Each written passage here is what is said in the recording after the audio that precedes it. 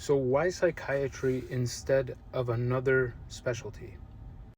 First, obviously the practical considerations, right? I was never going to do a job, let alone a medical specialty, that limited the degree of my freedom in my life. That was not the reason why I worked so hard to be a doctor. So I know I had to do a specialty that preserved my autonomy and well-being as an individual, because if it doesn't, like, what's the point of work to begin with? But God bless the people who can put in 80-hour weeks consistently. I'm talking to you surgeons, you guys are the best. I can't do that. But the reality is psychiatry is not the only specialty where you can have a good work-life balance.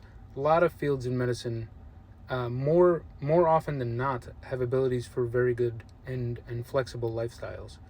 But with me specifically, I felt like psychiatry, when I was on my psychiatry rotation, was actually the first time I was actually interacting with the patient. On other rotations and medicine in general, sometimes I feel like I'm just talking to the patient's broken bone, or just the patient's heart and how it's functioning, or just adjusting their potassium or magnesium. And I will tell you, people find that really fulfilling. What I found really fulfilling was figuring out what incentivizes the person, what is moving them, their motivation. Some people don't really care much about that, but I really do, and I care about that whether or not I did psychiatry. So I have a natural interest in the mind and how people think. But there's one other philosophical reason that really resonates with me. Medicine is a very tragic thing because you're always on the front lines of human suffering.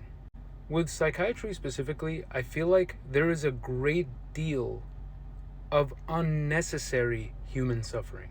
And what I mean by that is, psychiatry is often feared. It feels scary to talk to a psychiatrist, to think you need help with your mental health. And society and every culture and every background kind of demonizes this idea that, there could be something mentally wrong with you. Maybe it's a spiritual problem. Maybe it's a moral problem. Maybe it's a social problem. Anything but a psychiatric problem. And what that often results in, people genuinely suffering for lifetimes without relief and feeling guilty about it. And oftentimes that can result in a lot of bad outcomes. I think to me that tragedy hits me the hardest. My favorite part about being a psychiatrist is giving people the freedom to feel better. Because the medications and treatment is not super complicated, but it is way more complicated to get people to actually take their medicine and accept help. Let me know if you have questions.